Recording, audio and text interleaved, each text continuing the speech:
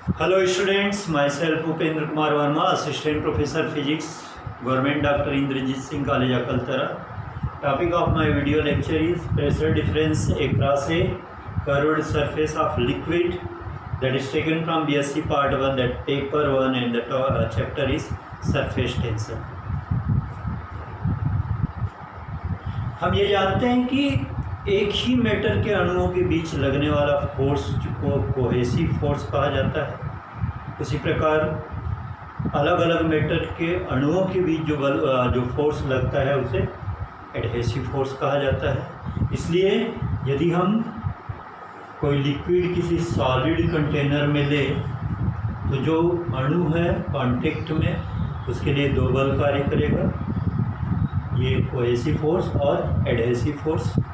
अब यदि ये पाते हैं कि जो कोहेसिव फोर्स है CF और एडहेसिव फोर्स दोनों बराबर है, तो हम पाते हैं कि जो लिक्विड सतह है, जो लिक्विड का फ्री सतह है वो समतल रहता है, कर्व नहीं रहता।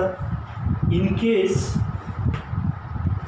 CF is smaller than AF, मतलब कोहेसिव फोर्स एडहेसिव फोर्स से कम है, तो ये जो फ्री सतह है वो ऊपर से नीचे कॉन्केव स्ट्रक्चर में हो जाता है। और तीसरा कंडीशन, यदि हम पाते हैं कि cohesive force is greater than adhesive force, तब ये सतह कॉन्वेक्स हो जाता है। पुनः यदि ये समतल सतह है तो सरफेस टेंशन के कारण लगने वाला नेट फोर्स जो है शून्य होगा। लेकिन यदि ये कर्व है तो सरफेस टेंशन के कारण लगने वाला जो नेट फोर्स है वो लंबवत ऊपर की ओर होगा, यदि ये ऊपर से नीचे कॉन्केव स्ट्रक्चर है, और यदि ये कॉन्वेक्स स्ट्रक्चर है तो लंबवत नीचे की ओर होगा। उसके बाद एक चीज़ और अवलोकन कर सकते हैं कि यदि ये सतह समतल है और नेट फोर्स इस पे ज़ीरो है, इसका मतलब ये है कि ये इसका फ्री सतह समतल होके बैलेंस हो गया। इसका मतलब जो इस सतह के ऊपर का प्रेशर और नीचे का प्रेशर दोनों बराबर होंगे। लेकिन यदि कर्व सरफेस है तो ऊपर का प्रेशर और नीचे का प्रेशर बराबर नहीं होंगे, और उसको हम यहाँ पे आइडेंटिफाई कर सकते हैं कि कौन सा प्रेशर, किधर का प्रेशर कम होगा, किधर का ज़्यादा होगा।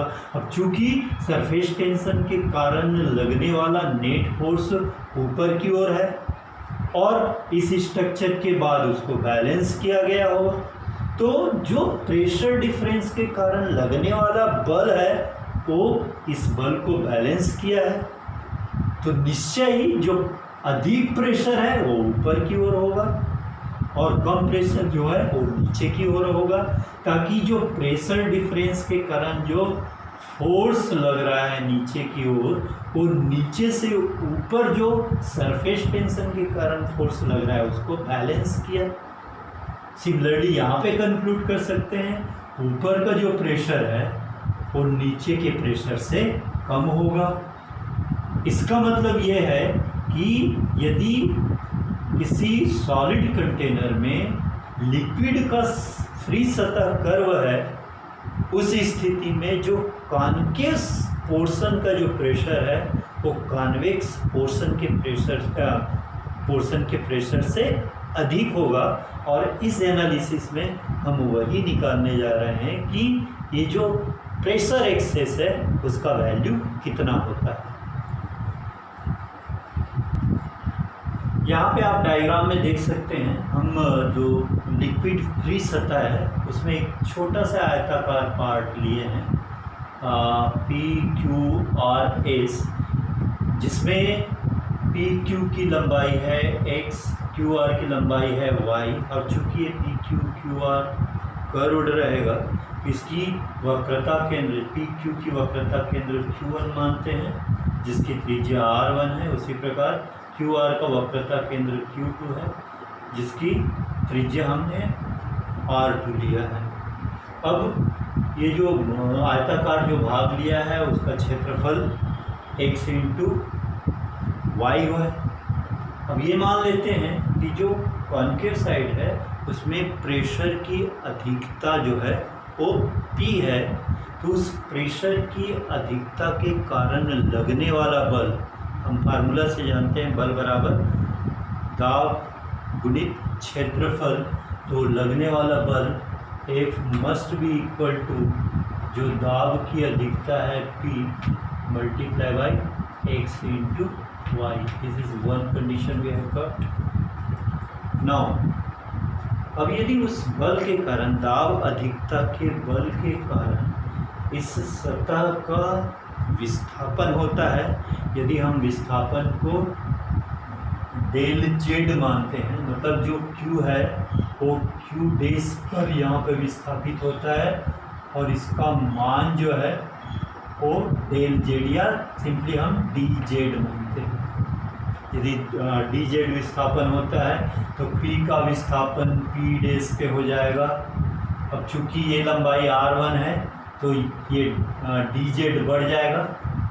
उसी प्रकार R का विस्थापन जो है R डेस पे हो जाएगा, इसका मान भी डी जेड के बराबर होगा। वैसे S का विस्थापन जो है S डेस पे हो जाएगा। तो यदि इस डायग्राम को पूरा कंप्लीट करें, let me make it shaded part, this one, this one, this one and this one. Sorry, ये जो है ये, तो यहाँ से यहाँ तक जोड़ दिए, यहाँ से यहाँ तक जोड़ दिए। तब यदि विस्थापन डी जेड हो रहा है तो जो कार्य कर रहा है that is force multiply by displacement, किया गया कार्य, प्रेशर के अधिकता के कारण लगने वाला बल जो कार्य कर रहा है that is force multiply by displacement. Displacement किसके बराबर है? डी जेड के। P इसके बराबर है तो ये हो जाएगा P into x y multiply by d z. The second condition, अब जब इस सतह का विस्थापन होता है तो जो नया सतह बनता है उसका जो पृष्ठ क्षेत्रफल होगा वो होगा, जो पृष्ठ क्षेत्रफल होगा S इज इक्वल टू नया पृष्ठ जो हो जाएगा वो x प्लस डी एक्स। यदि इसकी लंबाई में जो परिवर्तन हो रहा है वो x प्लस, मतलब परिवर्तन जो है डी एक्स है तो टोटल लंबाई हो जाएगा x plus d x multiply by y plus t y, और उससे हमको मिलेगा x y plus x into d y plus y into d x plus ये जो डी एक्स से डी वाई। अब चूँकि ये जो परिवर्तन हो रहा है, चेंज हो रहा है, उसका वैल्यू बहुत ही कम है, इसलिए d x d y term को हम नेगलेक्ट करते हैं। अब ये नया क्षेत्रफल है, पुराना क्षेत्रफल एक्स वाई के बराबर है, तो क्षेत्रफल में जो परिवर्तन हो रहा है del s is equal to ये जो टर्म है माइनस जो पुराना जो प्रारंभिक क्षेत्रफल है एक्स इंटू वाई। तो यदि सब्सट्रैक्ट करते हैं तो एक्स से d y plus y into d x is condition number 3। अब ये क्षेत्रफल में परिवर्तन मतलब इस प्रेशर अधिकता के कारण लगने वाला बल से जो क्षेत्रफल में परिवर्तन हुआ। अब चूँकि क्षेत्रफल में परिवर्तन हो रहा है तो जो अंदर से जो मॉलिक्यूल है वो सतह पे आ रहा है, जिसके कारण जो सरफेस एनर्जी बढ़ रहा है, और उस सरफेस एनर्जी का मान del e must be equal to जो सरफेस टेंशन है फार्मूला से मल्टीप्लाई बाई जो सरफेस एरिया बढ़ रहा है डेल एस, उससे हम लिख सकते हैं t multiply by this is x d y plus y d x.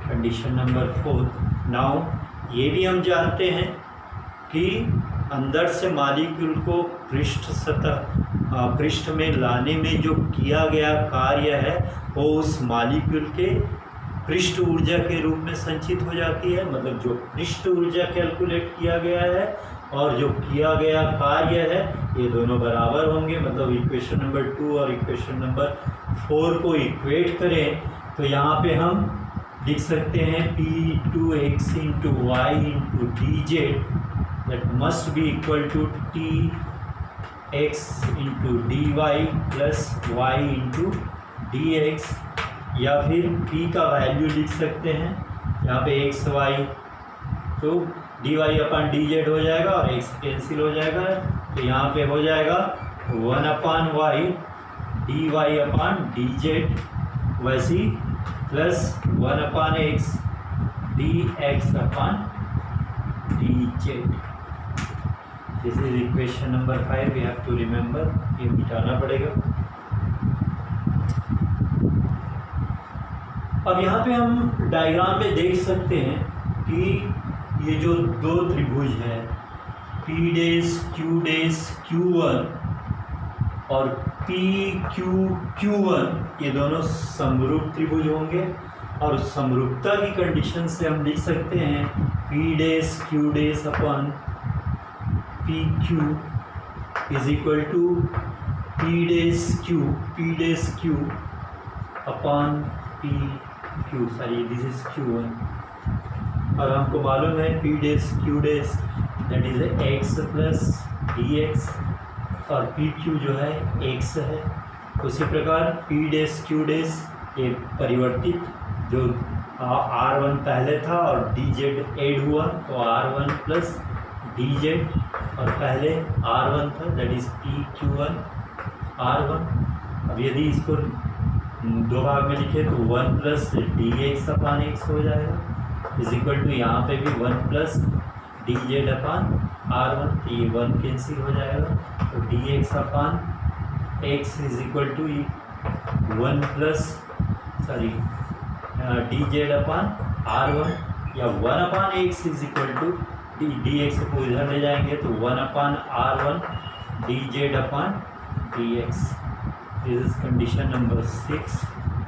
पुनः इसी के बेस पे हम यहाँ पे भी देख सकते हैं Q डेस R डेस Q2 एक त्रिभुज और दूसरा त्रिभुज QR Q2, ये दोनों समरूप होंगे, वही कंडीशन से हमको मिल जाएगा 1/y is equal to 1/R2 हो जाएगा और ये dz अपान dy हो जाएगा। This is equation number 7। तो यहाँ से 6 और 7 से 1/x और 1/y का मान यहाँ रख दें तो t इज इक्वल टू हमको मिलेगा t, अगर 1/y की जगह ये रख दें तो ये वाला टर्म तो कैंसिल हो जाएगा और हमें सिर्फ मिलेगा 1/R2। इसी प्रकार यहाँ पे रखेंगे तो यहाँ पे मिलेगा 1/R1। This expression tells what is the excess pressure in the concave side. Concave side में प्रेशर की अधिकता कितनी होती है वो ये एक्सप्रेशन हमको बताता है, और इस एक्सप्रेशन से हम अलग अलग प्रकार के ड्रॉप के लिए, लिक्विड ड्रॉप के लिए हम कैलकुलेशन कर सकते हैं। तो वो अलग अलग कंडीशंस आगे देखते हैं। यदि हम स्फेरिकल बॉडी के बारे में विचार करते हैं, गोलाकार स्ट्रक्चर के बारे में विचार करते हैं, तो उसका लेटरल है, वर्टिकल है, सभी तरफ रेडियस बराबर होता है। इसका मतलब स्फेरिकल बॉडी के लिए, स्फेरिकल के लिए R1 is equal to R2, let us consider it is R। So pressure की जो अधिकता हो जाएगी वो that is 1/R plus 1/R that is R। P is equal to ये हो जाएगा 2T/R। अब इसको एग्जामिन कर सकते हैं, जैसे हमारे पास लिक्विड ड्रॉप जैसे वाटर ड्रॉप है, तो वाटर ड्रॉप के लिए हमको मालूम है कि ये पूरा वाटर होता है। तो पूरे वाटर के लिए जो सतह है, फ्री सतह है, वो एक ही फ्री सतह है। तो एक ही फ्री सतह के लिए P का वैल्यू जो हो जाएगा 2T/R।